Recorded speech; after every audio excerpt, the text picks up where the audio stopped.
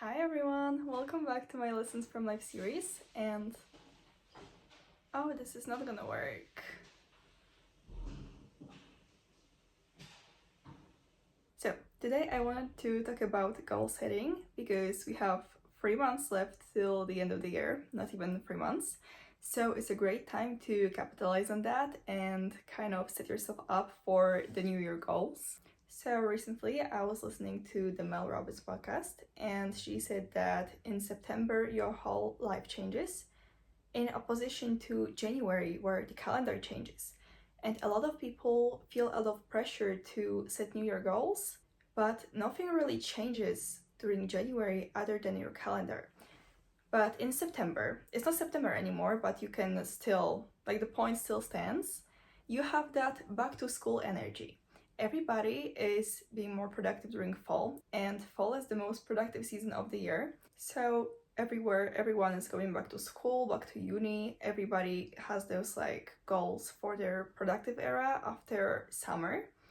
Because during summer, we just give ourselves time, we relax, and it's a lot different during fall because it's way easier to get back into your routine and accomplish a lot of things at once. So, how do you actually accomplish a lot of things at once? You have all those goals and you don't really know what to start with.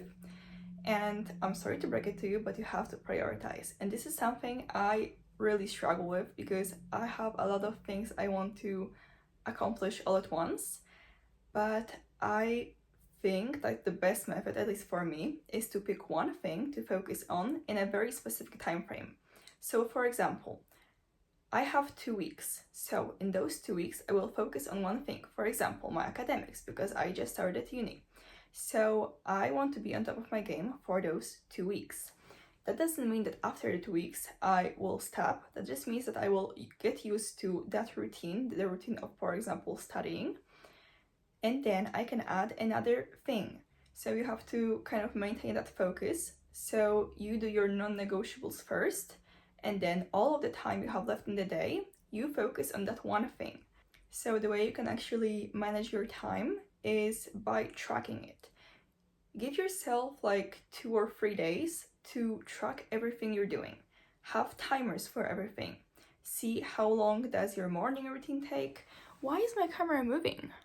So it's really important to track your time because in our minds we have that like ideal version of ourselves where we are always productive and we're doing things really quickly, but it's not the reality. And when you track your time and give yourself some extra time for every task, you can make sure that you have all those time slots so you can actually accomplish things instead of like stressing about time and cutting things short because you have to move on to the next thing. Remember to always give yourself some extra time and schedule in breaks, because when you wake up in the morning, you usually are feeling super productive, you're planning your day and everything, and then you have that first energy crash around noon or something like that. That actually depends on like your natural time when you're most productive during the day.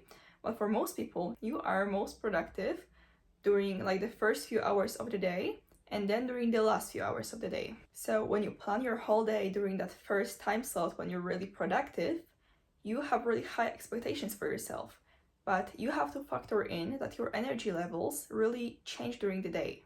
Speaking of energy levels, every day is kind of different, and especially as women, we might have to, for example, cycle sync our workouts or just the way we plan things, the amount of pressure we put on ourselves, because yeah, we're just different, our hormones fluctuate, and it's not as easy to be productive, for example, on your period, because you are in need of more rest, so you have to take things easy. But in the beginning of your cycle, you are super productive, so you have to kind of factor that in. A tool that is really underrated and that is pretty popular, but I feel like not many people actually do it daily, it's journaling. So journaling is such an amazing tool because you can kind of write down your thoughts and actually discover what is going on, because it's a way you can check in with yourself. Sometimes I'm not really sure what I'm feeling, I'm not sure why am I overwhelmed, why am I feeling that way. But after I journal, things start to come up. because you can actually look deeper and see where things are coming from. You have this whole like train of thought written down, and it's a great tool to work on yourself and just track your goals. I would recommend you start with what went wrong, what you didn't accomplish, but instead of like kind of punishing yourself for it, understand why you did that, where did it come from, what emotions were in that state, how do you feel about it right now, and what you can do another time to be more productive and accomplish your goals. Sometimes your goals are not really aligned with your values, and you try to put on yourself this like mask, or you have to like fit yourself into a certain like mold, but it's not really good for you, because if your goals are coming from within and it's actually your need to express yourself and do something and do things accordingly with your values, it will be so much easier for you to accomplish those things. And when you force yourself to do things that aren't necessarily aligned with you, they are, for example, your parents' expectations, it's gonna be way harder for you and you will burn out way more easily. You will not have any more energy for anything else. You will not be able to accomplish your personal goals, you will not be able to grow as a person, because you will be constantly exhausted by trying to fit in and accomplish and fulfill other people's expectations of you. So after you reflect on your goals and see what went wrong and what you can improve and what goals you can, for example, change if they're not necessarily aligned with you, notice everything you did well, everything that went good, and add every single thing in your life, in your day, that you're grateful for. Because being grateful, gratitude in general, it's such a filter. You see the world much differently.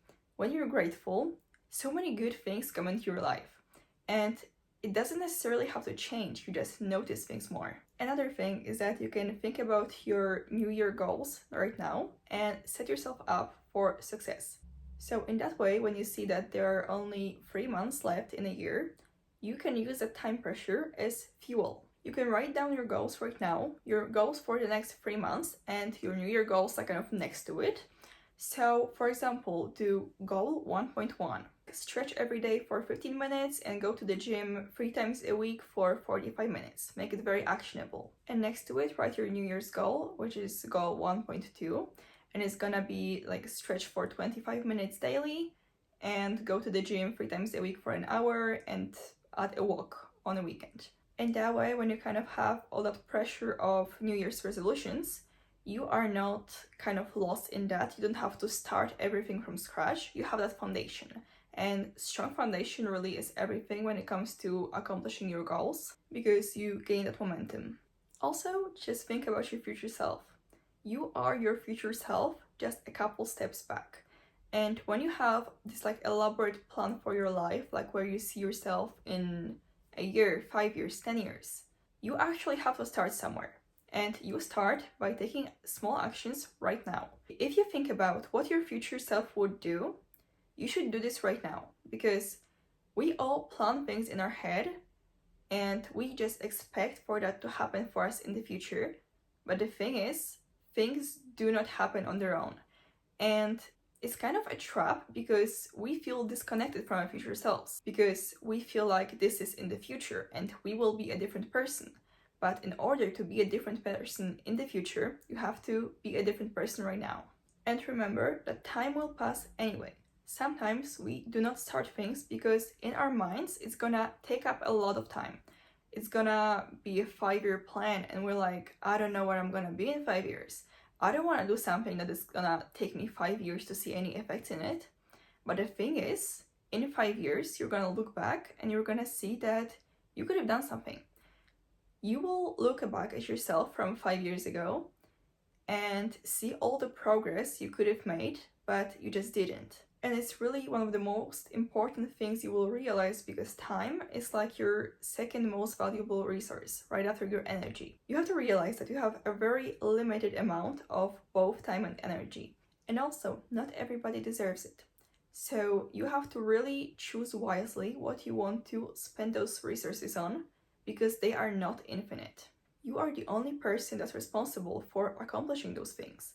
And I know that you may feel like Your future self is gonna figure it out. You're gonna, for example, finish one thing and then start the other, and that's okay. But when you think about the amount of time you have and how actually limited it is, sometimes it makes much more sense to just start things. Because another thing is, starting is always the hardest part of any task, any project. It's not true that what makes a big goal happen are those huge milestones. The things you do on a daily basis, all the small steps, are actually what is bringing your goal towards you. Even if it's far in the future, you are pulling it closer. So that's also why consistency is so much more important than perfection. I'm a big perfectionist, and for example, when I film those videos, I don't really have ideal conditions for it. I was waiting for 20 minutes for people to stop vacuuming right outside my door. But the thing is, I had to start it because I wouldn't do anything. I wouldn't film it today at all. But the thing is, for example, right now I have a lot of studying to do, so I probably won't be able to put any subtitles in. But the thing is, like, also there are automatic ones, but I don't have to figure out every single detail for things to actually get done. Because what matters is that I am putting myself out there and I am doing those things. And it's way more valuable and important than if I was just dwelling on one video for 2 weeks and trying to improve it. Like, for what? I could have done like 3 or 4 videos in that time, and I would be way further in my journey than if I was just stuck on perfecting one thing. It's really way better to do 1% of your task every single day for a week than, I don't know, accomplish it after 2 weeks after procrastinating on it. But also remember that it's really important to give yourself grace and be really mindful that you are only a human being. And yes, it's really important to take action, but do not try to do everything at once. That's why I touched on perfectionism, and it can be really hard. And if you take some time to understand yourself and the patterns you have, the way you strive for things, it will be much easier for you to get further in life, simply because you are very unique and there isn't another person like you, and things that work for someone else will not work for you. And you have to realize that you have this ideal version of yourself in your head, and you always try to live up to it because that's how humans are, and that's normal. But also check in with yourself how you are in reality and how can you be closer to that ideal version. But also don't expect yourself to be as perfect as your ideal self is, because that's not realistic. Remember to just do small things and push yourself to accomplish your goals. And don't punish yourself, don't be so hard on yourself, because that's never the solution, because that is not gonna give you the result you want. And that's all I prepared for this video, and hopefully see you in the next one. Also, you can subscribe to my channel if you like those episodes, and I'll see you later. Bye!